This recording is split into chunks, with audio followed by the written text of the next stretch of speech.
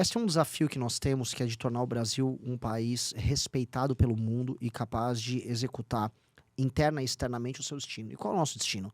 Nós somos a maior experiência tropical do mundo. Nós somos uma nação capaz de conjugar raças, credos e um tipo de cultura, vamos dizer, único. Nós temos uma matriz que é africana, portuguesa e indígena. Criamos esse caldeirão e temos como oportunidade fazer uma síntese que torne possível a convivência entre os diferentes. Então, o Brasil tem um papel global que é único. É diferente do papel dos Estados Unidos, é diferente do papel da China, é diferente do papel da Europa. Até agora, esse projeto ele é um misto de fracasso com sucesso. Nós temos grandes experiências civilizacionais, grandes experiências empresariais, ao mesmo tempo que nós temos grandes fracassos sociais, grandes fracassos, inclusive culturais. Resolver esse dilema é resolver também a questão do próprio Sul Global e América Latina. Um Sul Global forte, uma experiência forte de Sul Global, somada a uma experiência de América Latina que seja, vamos dizer, de se dar orgulho, é tornar o Brasil um dos 5 países mais importantes do mundo, um dos países capazes de dar as cartas junto com os Estados Unidos, com China, com a União Europeia, com a Índia, no jogo geopolítico mundial. Um país capaz de ser respeitado pelos seus produtos, pelas suas marcas, pelo seu tipo de democracia que tem a oferecer. Um país que tenha ordem interna, que faça com que as pessoas mais pobres possam se tornar ricas e ascender socialmente, que faça com que as pessoas possam andar com seus aparelhos celulares na rua, com seu carro, sem um filme, que essas casas não tenham muro, que a gente seja um país bom, feliz, fácil de se viver, fácil de se trabalhar, fácil de se produzir. É um país que, quando vá lá fora, seja altivo, demonstrando que ele tem suas qualidades, tem sua força, e não alguém que se comporta, como acontece hoje, como uma espécie de Zé Carioca. A gente é o engraçadão do mundo, que tá lá com a Anitta rebolando, que chama o pessoal pra Copa e diz que tem que ir pra um boteco, curtir Belém do Pará. Não é isso, sabe? A vida precisa ser sobre sua força e sua expressão, e o Brasil tem que ser isso, e quero ser presidente para tornar o Brasil um país assim. Quem diz isso hoje são as pesquisas, né? Elas demonstram que a maior preocupação do eleitor brasileiro é sobre o crime organizado, é sobre segurança pública, é sobre violência. Mas essa é uma preocupação que ela tem que extrapolar qualquer elemento eleitoral. Ela seria a nossa uma preocupação se também não fosse, vamos dizer, a preocupação do eleitor. É a preocupação porque é uma preocupação efetiva de retomada do território brasileiro. O território brasileiro hoje está sob controle, em grande parte, especialmente nas periferias, do crime organizado. As pessoas mais pobres do Brasil não sabem o que é viver de maneira livre porque elas vivem sob o jugo, e isso é bizarro, sob o jugo de organizações alienígenas ao ordenamento jurídico brasileiro. E a gente precisa libertar elas. E é uma coisa bonita a gente pensar sobre esses termos, porque seria um reencontro do Brasil com a sua vocação integradora, seria a elite e a base da população, que ambos consideram o crime organizado um problema, enfrentando esse problema, e uma parte do Brasil ajudando a resgatar a outra. Eu acho que você começa a formar uma nação fazendo isso. Uhum. Né? Bolsonaro é a anomalia do processo. É uma pergunta ótima, porque é uma pergunta, no fundo, sobre uma análise de longo prazo. E claramente os erros do bolsonarismo permitiram a volta de uma expressão de poder extemporânea, que é o Lula. O Lula não deveria estar de volta ao poder. O ciclo do PT acabou, tanto que o Lula é presidente da República e ninguém sabe exatamente qual o projeto deles. Eles começaram com uma história, não, nós vamos trazer picanha e não sei o que era muito mais marketing do que qualquer outra coisa, e no fim eles terminaram taxando as pessoas, especialmente a classe média, e querendo dar benesses para as pessoas mais pobres para comprar voto. Então, é uma experiência que não deveria estar acontecendo agora. Uhum. Ela só acontece porque a partir de 2019, a direita ascende ao poder através do Bolsonaro e a direita chega como meme, mas sem projeto. Então, meme tinha um monte. O Bolsonaro começa falando de Golden Shower ali, as primeiras experiências de mandato dele lá, ele era todo engraçadão, fazia piadas, arrumava as brigas dele, mas ele não sabia o que fazer em termos de saúde, em termos de educação, em termos de segurança. Mesmo em termos econômicos, era uma repetição de uma cantilena liberal, que é necessária em muitos termos, mas padecia de imaginação. Então, é óbvio que o problema foi o Bolsonaro. O Lula só tá aí porque o presidente em 19 foi o Bolsonaro. A classe média, ela, de modo geral, ela tá sempre engajada quando comparada com as demais classes sociais, né? Quem faz política nas democracias ocidentais, por via de regra, é a classe média. A elite, ela opera a política e as pessoas mais pobres, elas acabam sendo alvo de um marketing de um lado ou de outro, né? Isso, infelizmente, num modelo de país muito desigual como a gente tem, funciona assim. A classe média brasileira, e se eu fizer um recorte de idade e eu pegar as gerações mais novas, eles estão desengajados mesmo. E aí, agora, com esse, vamos dizer, com a nova natureza política da tal da geração Z, que é o que todo mundo comenta, você está vendo uma mudança nesse perfil, nesse padrão. Então, a geração Z vem muito engajada, muito radicalizada, as mulheres à esquerda e os homens à direita. E isso tende a ser, vamos dizer, uma espécie de farol que vai guiar boa parte da atividade política, não só no Brasil, mas no mundo. A gente está vendo revoluções da geração Z acontecendo em Madagascar, Nepal, agora no México. Sim. A gente vê a ascensão de uma figura muito controversa que é o Nick Fuentes nos Estados Unidos.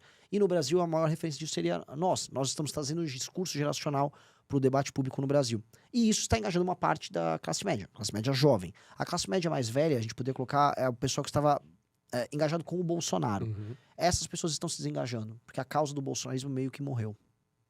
E é possível trazer essas pessoas pro projeto de vocês? Sim, os jovens virão. Né? Naturalmente, eles não são grandes financiadores por serem jovens, mas eles podem suprir isso com energia, participação. E a gente está conseguindo fazer muita coisa com isso. Basta a gente montar um partido Sim. usando essa energia.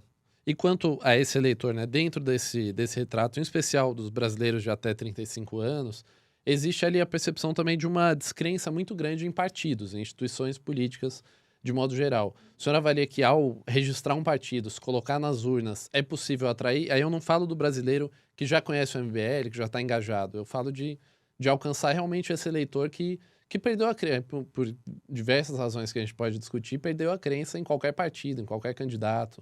O senhor acredita que é possível? O projeto de vocês, ele tem capacidade de dialogar com esse brasileiro? É uma grande pergunta, porque a gente vê fases de engajamento maior ou de desengajamento. Houve realmente entre 15 e 2019 um super engajamento e houve uma grande frustração, ficando só no bolsonarismo aquelas pessoas que eram fanáticas pelo Bolsonaro. A ideia de você engajar para mudar o Brasil, que acaba se refletindo depois aderir a um partido, ela é a ideia que a gente tem que buscar. Então, a gente primeiro escolheu quem são as pessoas que estavam com a gente, essas pessoas jovens. Elas estão engajadas de fato, elas estão sonhando o mesmo sonho que a gente. Se esse teu sonho vai transbordar para as pessoas mais velhas, em especial, é o desafio. Se a gente fizer isso, inclusive, a gente ganha a eleição presidencial e vamos fazer muitos deputados. Então, essa é uma pergunta que eu preciso responder ao longo do processo. Perfeito. Temos algumas pistas, mas vamos buscar responder ela. Perfeito. E ainda nessa discussão partidária, o senhor já disse mais de uma vez que, embora os partidos da esquerda, PT, PCdoB, PSOL especialmente, estejam num campo antagônico ao MBL, agora ao Missão, eles são partidos. Eles têm programas, enfim, têm seus projetos. Por outro lado, a direita não tem partidos, né? Tem siglas ali que abrigam, eventualmente, lideranças, mas não tem partidos efetivamente do ponto de vista programático. Por quê? Porque a direita até agora não conseguiu se organizar em um partido. Porque o fenômeno de direita recente no Brasil, ele é uma direita de internet. Então ele obedece a critérios vinculativos em termos de relações sociais, até afetos e modos de relação que são tocados por estímulos algorítmicos de like, de engajamento, de audiência. E isso vem com um preço. E o preço é que você não tem vínculos de lealdade verdadeiros e um amigo seu pode deixar de ser amigo seu e te dar um exposed ou fazer um vídeo te atacando do ponto de vista político, caso isso dê likes. Nós vivemos isso com o Fernando Holliday, que é um ex-MBL, que pensou, fez um cálculo, eu vou me dar bem aqui no bolsonarismo, eu vou xingar pessoas que foram meus amigos e nunca falharam comigo. E isso mostra, assim, a traição é premiada, a baixeza é premiada, a perfídia é premiada. E aí, quando você constrói um grupo político, um movimento, um campo político da direita, baseado nisso, você vai ter várias pessoas que vão ser muito grandes. Só que nenhuma delas está articulada. E aí você consegue ver que a direita não consegue articular grandes projetos, não consegue montar partidos políticos, não consegue tocar movimentos políticos, não consegue ter um projeto consistente de longo prazo. Qual é o único lugar que é uma ilha que funciona dentro da direita? Chama-se Movimento Brasil Livre e hoje Partido Missão. E por quê? Porque nós negamos, na nossa lógica interna, esse sistema de relação oportunístico. A gente tenta colocar as pessoas mais capazes em posições de destaque, e essas pessoas capazes, elas têm que ajudar a conduzir o todo, e não basicamente ser guiado por pessoas que ficam populares. Entendendo esse drama, se a direita toda fosse mais MBL, a direita com certeza derrotaria a esquerda sempre, porque a direita consegue ser mais numerosa, e ela fala com pessoas que são ativas e produtivas na sociedade civil. Mas não é o caso. E assim, essa doença infantil da direita, que é a vontade de ser famoso em rede social, que produz um Luva de Pedreiro na mídia e um Cleitinho, que é a versão política do Luva de Pedreiro na política, ou uma Virgínia, que é um Nicolas. Isso precisa ser combatido. A direita só vai chegar ao poder e exercer poder se ela superar esse problema. E o senhor, assim, dentro dessa discussão, né, sobre a lealdade, né, já ocorreram, já houve episódios dentro do próprio MBL de integrantes se envolverem em problemas e os senhores mesmos saírem em defesa desses integrantes. A partir do momento em que a organização partidária é fechada ali, há uma linha que o senhor acredita que não pode ser cruzada, ou seja, a partir dali, mesmo que eles sejam um aliado nosso, mesmo que ele esteja conosco, não dá mais para defender? Qual é essa linha? Tenho 2 exemplos maravilhosos desse ano. A gente elegeu 2 vereadores em capitais. Um é o Sandro Filho, na Bahia, e outro é o João Bétega, em Curitiba. Os dois foram muito bem votados, os dois seriam deputados federais eleitos pelo nosso grupo. O João Bétega não gostava de trabalhar. Ele falou assim, olha, eu vou gravar muitos vídeos, vou ficar famoso fazendo vídeos entrevistando as pessoas na rua, e o trabalho parlamentar não me dá view e não dá alcance. Ele é um cara que já estava viciado nessa lógica da direita. O gabinete se insurgiu contra ele e falou, cara, a gente não elegeu você pra você ser um vagabundo fazedor de vídeo, e nós, junto com o gabinete, expulsamos ele do movimento. Os membros do gabinete também pediram demissão e saíram. Então ele foi expulso por, vamos dizer, falha técnica, falta de propósito, e hoje ele basicamente é um idiota que fica gravando vídeos lá na Câmara de Curitiba. Em Salvador, o garoto estava indo razoavelmente bem, até que a gente percebeu, vamos dizer, ele mudando o padrão de vida dele, né, em pouco tempo, é um rapaz novo. A gente percebeu ele se associando a pessoas estranhas, a gente viu que a mulher dele ficou sócia de um agiota na Câmara de Salvador, nós expulsamos ele semana passada, que é o Sandro Filho. E o gabinete também tá pedindo demissão, tá cuidando dos trâmites. Ou seja, a gente tem um padrão. A linha ética e a linha da competência, ela existe e quando a pessoa cruza, ela é expulsa. E isso ajuda, vamos dizer, a estabelecer uma confiança. Quem faz parte do nosso grupo, ele confia muito que a gente é sério nesses termos. Ao mesmo tempo, e este que é outro ponto interessante, se o cara cometeu uma falha, que não é uma falha ética, não é uma falha, por exemplo, de intenção, como é o caso do áudio do Arthur, é um áudio muito ruim. Dito isso, ele não roubou ninguém, ele não cometeu nenhum crime, ele mandou um áudio só. E a gente vai defender ele, porque ele é do nosso grupo, por mais que isso venha com um dano. Então, a maior parte das ações nossas, tanto você arrancar um pedaço do seu braço, mandando embora um vereador aqui, outro vereador ali, ou mesmo defendendo um áudio impopular, eles não seguem a lógica do oportunismo, do dinheiro, do gabinete, nem do like em rede social. A gente sai perdendo em tudo. Então, a atitude de ser correta e ser leal, ela vem com preço. E as pessoas precisam ver que vem esse preço. Perfeito. A gente voltar a essa discussão dos partidos, essas siglas do Centrão, né? Embora elas sejam, como o senhor coloca, não tenham representação do ponto de vista programático, elas controlam hoje boa parte do orçamento do Estado. Uma vez que o senhor se eleja presidente nesse eventual cenário, há instrumentos possíveis para mudar essa mecânica de distribuição?